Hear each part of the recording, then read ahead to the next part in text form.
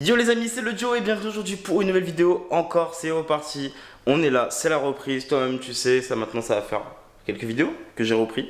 En tout cas, petite vidéo aujourd'hui, panna cotta. Toi-même, tu le connais. On va faire des panna cotta. Je vais pas faire le coulis, mais un coulis, c'est ultra simple à faire, hein. Tu prends le fruit, du sucre, tu fais chauffer, t'as un coulis. Faut juste laisser refroidir et j'ai la flemme. Voilà, puis j'ai pas les fruits. Moi aussi.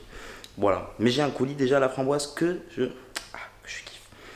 Alors, pour faire une panna cotta, c'est pas très compliqué. Là, c'est pour 4 panna cotta. Ouh.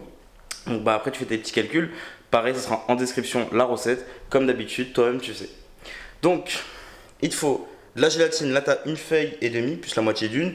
33 grammes de sucre. 330 grammes, enfin 330 millilitres de crème liquide et de l'eau avec des glaçons. Voilà, rien de complexe. Tom, tu sais, c'est une recette assez simple à faire, c'est juste qu'elle prend du temps parce qu'après il faut les faire prendre au frigo assez longtemps. Voilà, du coup bah générique.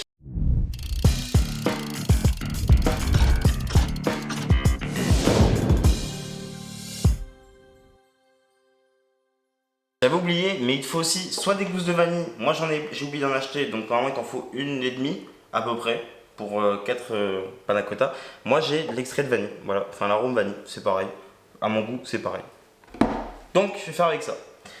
Alors, première étape, dans de l'eau froide, tu prends tes feuilles de gélatine, tu les mets dedans. Tu les laisses ramollir proprement dedans et tu les récupères après. Maintenant, ce qu'on va faire, c'est qu'on va mettre tous les autres ingrédients dans une casserole pour faire frémir. Et après, on les sort de l'eau, on mélange et c'est vraiment ultra rapide comme recette. La vérité, c'est top ici.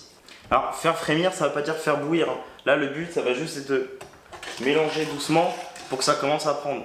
Voilà, frémir, c'est vraiment, il y a des petites bulles, quoi. Pas vraiment boubou comme de l'eau bouillante. Enfin, voilà, si tu comprends pas le terme frémir, tu vas sur Google et voilà. Je te le dis, panna cotta, c'est un de mes desserts préférés parce que c'est ultra rapide à faire, c'est ultra bon. Et après, en plus, bah, si tu as des fruits rouges à la maison, tu les fais cuire à la poêle avec un peu de sucre, temps pour temps, pas plus ni moins, et ça te donne un bon coulis. Voilà, il n'y a rien de compliqué à faire un coulis. C'est juste que bah, c'est long, quoi. Bah, tu vas me dire, j'aurais pu faire les deux au final parce que j'attends que ça, voilà. Enfin, bref. Je m'emballe, cousin, je m'emballe, mais là, c'est les vidéos, c'est la reprise. Ah! Alors, selon la quantité qu'il te faut, il va te falloir des petits bocaux. Bah, moi, j'en ai 4 qui sont normalement parfaits pour ça. Donc, je me les mets de côté. Ils sont prêts à attendre qu'une chose. Allez, on se retrouve quand ça va commencer à frémir. À de suite. C'est bon, les amis. Mon lait a commencé à frémir. Je vais pouvoir ajouter mes feuilles de gélatine. Voilà, tu vois, là, elles ont bien pris l'eau. Hop, elles sont bien toutes molles. Donc, je vais pouvoir les rajouter dans ma prépa. Et là, tu mélanges bien pour bien que les feuilles de gélatine s'incorporent. Alors, elles vont fondre, hein. Tu les verras plus, tu les sentiras pas. Par contre, quand ça aura pris froid, quand ça sera bien refroidi, tu vois, et ben les feuilles de gélatine vont faire leur taf. Et ça va consolider le tout et ça fera des belles panna cotta maison, comme on aime. Quand tu as bien mélangé, bah, tu peux les verser dans tes petites coupelles et après tu mets ça au frais. Maintenant les amis, que c'est bien. Voilà, elles sont bien dans les petites coupelles. Ce que je vais faire, c'est que je vais les mettre au frigo jusqu'à ce qu'elles durcissent. Donc ça peut durer quelques heures. Moi je dirais 1 heure ou 2 pour les miennes. Donc je vais les mettre dès maintenant au frigo et on se retrouve quand c'est terminé. Re les amis, c'est le Joe et voilà, bah, c'est bon. Ça fait 2-3 heures maintenant que c'est au frigo. Donc maintenant que mes panna cotta sont froides, je vais les sortir du frigo.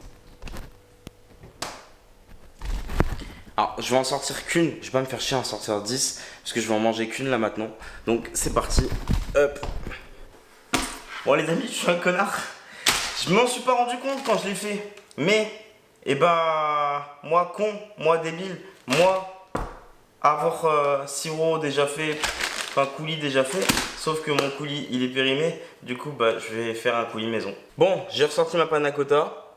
Voilà, pour l'instant, il n'y a pas de fruits, il n'y a rien. Mais regarde, tu vois, elle est pas mal quand même. Je vais me prendre 2-3 cuillères. Et voilà une panna cotta maison. Maintenant que ma panna cotta elle est prête, hop, je reprends ma petite cuillère qui est bien brûlante. Avec mon petit coulis maison. J'ai une petite confiture, c'est bon. Et là, regarde-moi. Cette petite gélatine, tu vois. C'est que c'est parfait. C'est qu'on est sur une bonne panna cotta. On va la goûter ensemble, les gars. Ah ouais, j'adore ce dessert. Vraiment. Tu vois, c'est fait en 2-2. Ça se mange. Je peux en manger plein comme ça.